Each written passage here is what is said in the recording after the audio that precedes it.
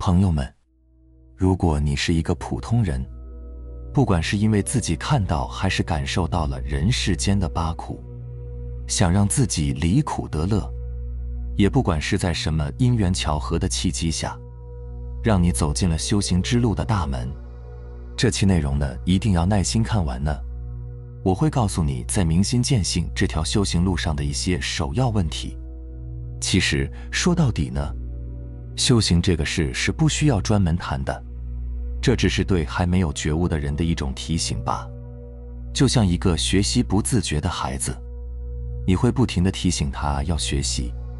对于一个学习很自觉的孩子，就不需要提醒他要学习，因为学习这个词对他来说是多余的。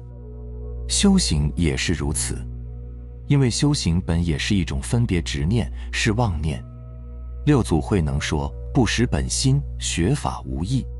那么反之说，识得本心，是不是就学法有益呢？其实也不是，因为根本就没有一个本心让我们去识得。凡有所识，皆为虚实。本心无所得，无所失，更不会识得。其实只要参透《金刚经》里的一句话即可：若见诸相非相，即见如来。见相皆非，那个本心，那个真我是一切皆非的，它是不能被我们定义的，因为定义是片面的，语言是片面的，思维还是片面的。那个本心不可定义，不可言说，不可思议。只有用非去非掉一切的定义，非掉一切的言说，非掉一切的思议，非掉一切的妄想，最后那不可定义、不可言说、不可思议、不可妄想的就是它了。如果有本心，那它就是你的本心了。如来呢，简单来说就是你本来圆满的样子，而任何的相都是片面狭隘的。不过需要注意的是，见相非相，即见如来这里呢，很容易走向另外一个极端，就是一切皆非，认为一切都不是，一切都空无。其实这里的非，是说一切相皆非你的那个本心，而不是去否定一切的存在。破相的意思不是把相打破，而是不着相，着任何一相都是片面的。只有不着相的时候，你才能进入如来境界。就像镜子如果执着照见女人，那这面镜子的照见功能就是扭曲的，就是不完整的，它只能照见女人这一类人。如果镜子不执着照见女人，那么镜子就是圆满的，它可以照见世界的一切。那么这一面不着相的镜子就叫如来境界。我们人也是一样的，不执着任何一相，那么就可以显大圆满世界之相。这就是如来境界。因为我们的心就像镜子一样，它无所能，无所不能，无所是，也无所不是。说到底，哪一个众生不是我们心中的影子呢？我们也是我们心中的影子。这就是为什么佛说是无众生可度。无论你度的是谁，无论你帮的是谁，哪一个不是自己的心呢？于物质世界而言，有你，有我，有他。但是于心而言，哪一个不是我们心中的五蕴呢？哪一个不是我们心中的影像呢？如果你相信，你马上就可以验证。你可以去对任何一个人说你真好看，对任何一个人说祝你幸福，你对任何一个人说祝你平安。你感觉一下，你的心是不是很舒服？反过来，你去骂一个人，去恨一个人，嗔一个人，你的心是不是很难受？我们当下就可以验证。当你说别人好的时候，你心里很舒服。为什么？因为心外没有别人。当你说别人不好的时候，你心很难受。为什么？因为你心外没有别人。你祝福的是自己，嗔恨的还是自己，赞叹的是自己，污蔑的还是自己，就这么简单。好，说的有点远了。接下来呢，回到我们今天要讲的内容上。修行呢，大体有下面这些步骤参考。首先，第一步就是明心见性。我们要知道的是，明心见性是参悟出来的。如果死打坐或者死读经文都是没有用的。明心见性的关键在于敢不敢放下一切。其实这个世界对你来说，没有一法可得，就连你的身体和身体以外的一切，从来都没有得失之说。对真正的你而言，不过都是一堆你心里的妄想、执念而已。你执着一切，但一切从不执着你。这些都是生死业，生死业都是要生死的。明心见性最难的是破相，包括破对外执着境相，对内执着心相。境相和心相俱空就是见性。可是有很多人呢，做到了放下对外境的执着，却放不下对内心的执着。比如清净、乐受、慈悲、觉悟、本心、修行等等。其实这和执着外境是没有什么区别的。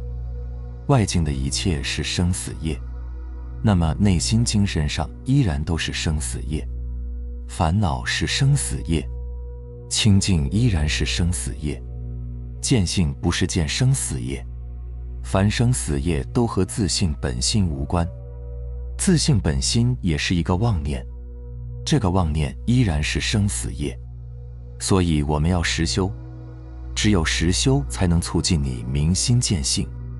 而明心见性之后的实修是不修而修。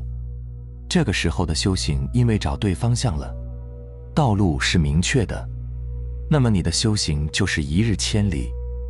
否则那种迷茫的修行是背道而驰，是需要走很多弯路的。当然，如果按照因果来说，那都是应该走的路，只是后来悟了之后才发现那是弯路。在没悟之前都是摸索的过程，而摸索的过程就是你的因果。见性本身是非常自然的事情，因为本性如佛性圆满，它就在那里，就如同太阳始终在那里高高挂起，奈何被乌云遮挡而看不见。因此这期间的所有摸索和修行都是吹散乌云的过程，也就是破执念的过程。这个路是一步也不能少的。乌云不吹散，太阳是不会显现的。这期间所有经历的一切都是因果，你所经历的一切都是这个业力因果的问题，其实和你的本心自性是无关的，因为本心自性从不昧因果。反观一下包括我们自己在内的芸芸众生，大多数人其实都在执着于因果。我们执着于因，却没想到住在这个因上，恰恰成了我们无法跳出这个因果循环的最大障碍。我们执着于得到一个果，却看不到在我们刻苦努力、费尽心思得到想要的果的过程中，其实又是在种下另一个因。所以大部分人的一生就都是活在对因果的执着和恐惧里。于是有些人想通过修行跳出因果，但是真正的修行并不是为了跳出因果，而是安住于任何的发生和内容。最高的境界不是跳出因果之外，而是接得住一切因果，安住于一切因果，这叫不昧因果。不昧就是接得住，就是安住于，就是不染着。我们的本心不是修出来的，自性也不是修了之后才清净，而是它从来都是，只是你迷失了而已。只要透过这层迷雾，一切自明自显。第二个步骤，也就是明心见性之后，这才是真正的修行开始。这个时候就是随缘了就业。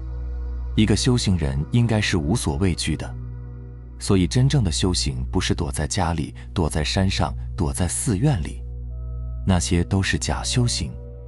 我们要有那种我不入地狱谁入地狱的勇猛，破一切生死业，要有穿天透地的智慧，直达无上正等正觉，这才叫修行，才能不退转。到这个时候，何处不是修行呢？这才是真正的修行。被身体束缚，被业力束缚，被因果束缚，被世界束缚，被恐惧束缚，被妄想束缚等等，这些都是修行要勘破的东西。要在红尘中修行，这个世界就是大道场，没有这样的勇气和无畏精神，修行都是畏首畏尾的，无非还是在被这个业报身所拘束。这种修行要修到何年马月呢？所以我们必须要有这种魄力和勇气。第3个步骤，回归一切本来面目，也就是没有什么神佛的概念了，没有出世和入世的概念了，没有如来的概念，也没有修行的概念了，也没努力的概念了，一切都是当下自然而然的，该干嘛干嘛。这个时候才是真正的入定了。入定不是入死定，坐在那里不动，那是死定。楞严大定是时时刻刻在定中，安住在非有非无，空性般若照见五蕴皆空，色即是空，空即是色的大定中。在这种定中，你还是生动活泼的，但是你随时在定中。这种定力是无上大定，从这个定中发出智慧叫般若，从这个定中发出愿是无上大愿，是本真的愿，而不是很多人平时发的那个妄想的愿。这个时候感觉不到发愿，但是愿就在那里，因为如来藏中就有这一切愿，不是你后天发出来的。这个时候你说话做事都是从定中流淌而出，平时你的说话做事都是妄想和认知，而这个时候你根本就不会依赖你的头脑了，一切只不过是自然的表达而已。这就是你的真心，它的力量是最大的。在用大脑思考这方面，我们很快就会被 AI 超越。只有见真心，开发般若智的这个力量才是无穷大的，它是 AI 所不具有的。AI 可以记忆、编程、逻辑、运算，它可以达到人类不能达到的高度，但是它没办法证到见真心，也没有般若智。人可以悟道，有觉性，而它没有。总之，修行首先是把你的恐惧心去掉，这才是大障碍。要有我不入地狱谁入地狱的决心才行。而人最大的恐惧就是怕死，可以说所有的恐惧都是从这来的。如果不怕死，那何来的恐惧能吓住你呢？能生死的一定是生死业，而生死业和你无关，明白了吗？好了，非常感谢你能看到这里，希望能对你有所触动和启发。我们下期再见。